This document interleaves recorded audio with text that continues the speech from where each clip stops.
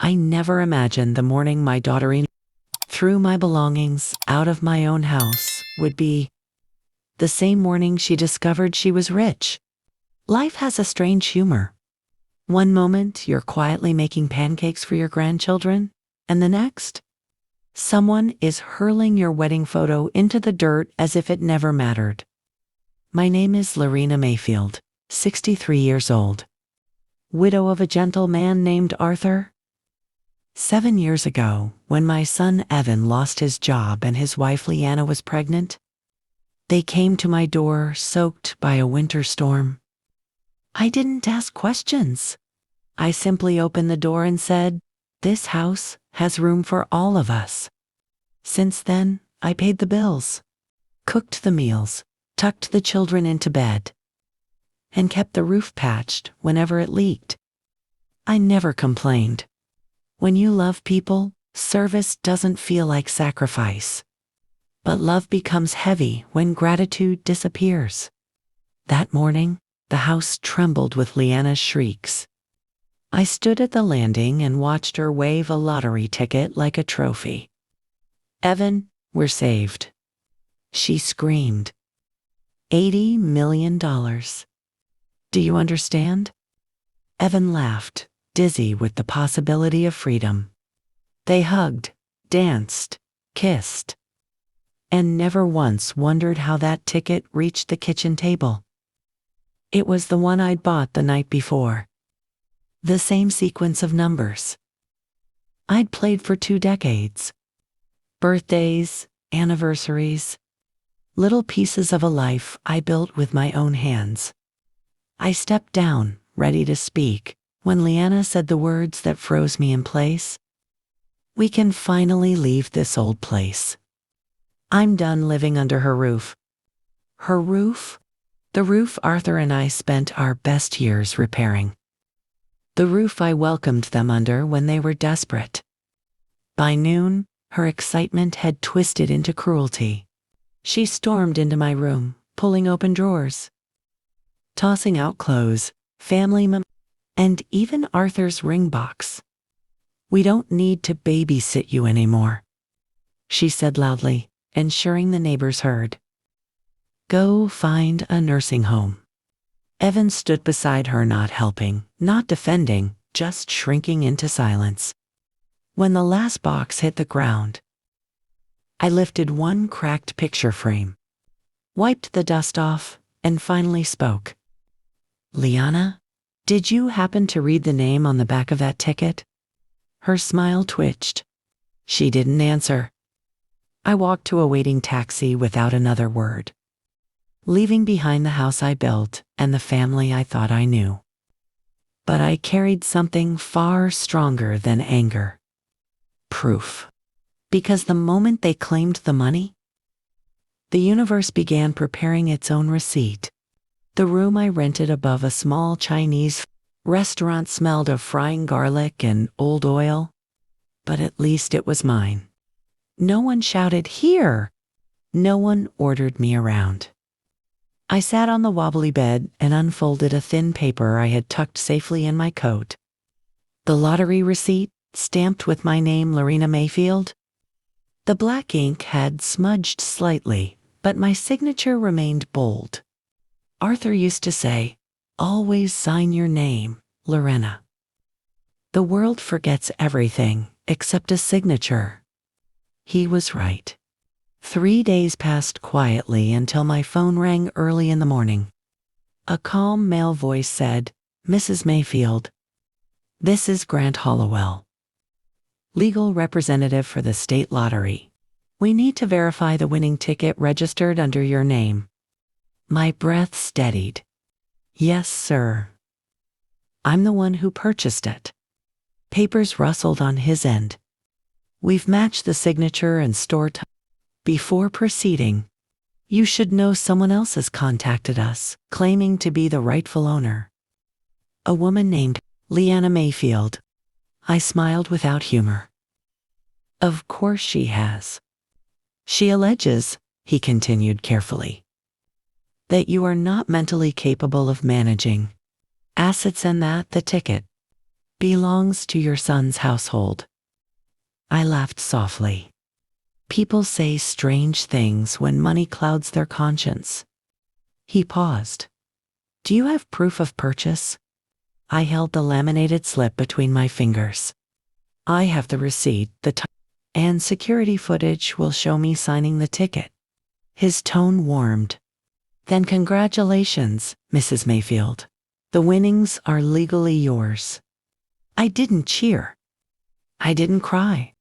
It felt like watching a storm I'd predicted finally break open. After the call, I phoned Penelope, my neighbor of 3 decades. Keep an eye on the house, I said. Tell me everything they do. Her voice crackled with disbelief. Lorena, the furniture trucks are lined up at your driveway. They've bought an SUV. They're bragging about their mansion Subi. They're acting like the money is already in their hands. I walked to the small cafe across the street, ordered a black coffee, and opened my notebook. On a new page, I wrote, Day 1 after the win. They think I'm gone. They think I'm weak. But the truth is patient, and it always arrives dressed in evidence. That evening, a message from Evan appeared on my phone. Mom, Leanna is stressed. Don't believe what the news says. Can we talk? The local news. I checked. A headline read, Savannah couple wins jackpot, mother-in-law gifts ticket, then vanishes. My jaw tightened. Their lies were getting bolder. And bold lies always crumble first, especially when the truth holds a receipt. 5 days after they claimed my ticket as theirs, my son finally showed up. It was late evening. I was sipping wheat green tea in the tiny room above the Chinese restaurant when I heard a hesitant knock on my door. I opened it to find Evan, shoulders hunched, hands stuffed in his pockets like a boy caught stealing candy. Mom, can I come in? I stepped aside. He entered slowly, scanning the cramped space as if expecting to find cameras waiting to ambush him. Mom, he began, things got out of hand. Leanna's just excited. She didn't mean to speak to you like that. I tilted my head. Throwing my clothes into the yard wasn't excitement, Evan. That was intention. He winced. She thought you gave us the ticket. You always buy lottery numbers, and I cut him off gently. And that means I owe you the jackpot. He swallowed hard. We were struggling. You know that? Ah, there it was, the old wound. The soft plea? The son who grew used to holding out his hands instead of growing his backbone. I reached into my drawer and pulled out a folder. Do you know what this is? He stared. No. This is the verification letter from the Lottery Commission. They confirmed I am the sole owner, legally, irrefutably. Color drained from his face. I opened the folder again and handed him a copy of the receipt. You knew I bought this ticket. You saw me fill out those numbers every Friday. So why didn't you correct her when she claimed it? His voice cracked. Because $80 million can fix everything, Mom. But it can't fix what she did, I said quietly. And it can't fix what you didn't do. He sank onto the chair across from me, rubbing his eyes. Leanna's angry. The whole neighborhood thinks we've won. The news is calling. Reporters keep stopping by the house. She's already promised her parents a new condo. We can't go back now. I folded my hands. Evan, you went back the moment you lied. Silence. Heavy, thick, suffocating. He looked up at me with desperation. Mom, can you at least give us some of it? Something. We'll take care of you. We'll make things right. I took a long breath. Studying the boy, I raced down the man he had become. "Evan," I said softly, "you didn't check on me. You didn't ask if I had a place to sleep. You didn't even call to see if I was alive. And now you want a share of the fortune you tried to steal?" His lips trembled. He had no answer. I placed my hand on the door. "Go home, Evan. The consequences haven't even begun." He stepped into the hallway, defeated. Because a week later, the storm finally broke, but not in the way they expected. The Lottery Commission arranged a formal press briefing to announce the official winner. They insisted I attend, saying it was necessary to clear public confusion. I arrived in a modest navy dress. The same one Arthur always said made me look dependable. Cameras flashed the moment I stepped through the glass doors. Inside the hall, I saw them, Evan and Liana, standing near the front row.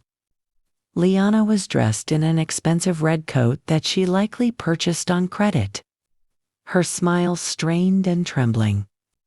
Evan looked pale, hollow, as if reality had been draining him drip by drip. When the spokesperson approached the podium, the room went silent. "Thank you for your patience," he began. "Today, we officially confirm the identity of the jackpot winner." Liana smoothed her hair and lifted her chin. She even nudged Evan as if preparing him for applause. Then the spokesperson continued. "The winning ticket, purchased at Jenkins Market, is registered under one legal name only: Mrs. Lorena Mayfield." The room Reporters rushed forward. Cameras flashed so brightly they turned the air white. Liana's face collapsed. Not fell. A building imploding from its center? "That's not true," she shouted, pushing toward the microphone. "She gave it to us." "She gave it to us?" The spokesperson raised a hand. "Ma'am, the signed ticket, surveillance footage, and purchase receipt confirm otherwise." A reporter asked loudly, "Mrs. Mayfield, is it true your family forced you out of your home after the win?" The question hung in the room like broken glass. I stepped forward, calm as a quiet sea. "I wasn't forced," I said. "I was discarded." Gasps filled the hall. Someone recorded Liana screaming at me. Someone else replayed Evan dragging boxers across the yard. Their facade crumbled faster than they could breathe.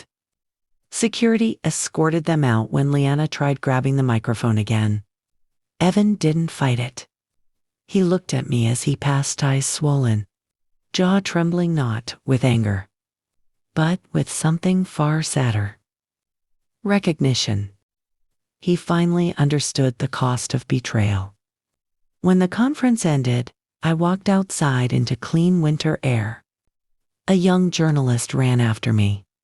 "Mrs. Mayfield, what are you going to do with all that money?" I smiled gently. "Build a life. Quietly. Gratefully. The way I always have. Just without the people who taught me what ungratefulness looks like." The cold breeze moved through the trees, soft and freeing. As I stepped into my car, simple, ordinary sedan, the world felt new. Not because of the money, but because of the justice. Because sometimes the greatest revenge is simply reclaiming the life they never appreciated. If this story touched your heart, tell me in the comments, what city are you watching from?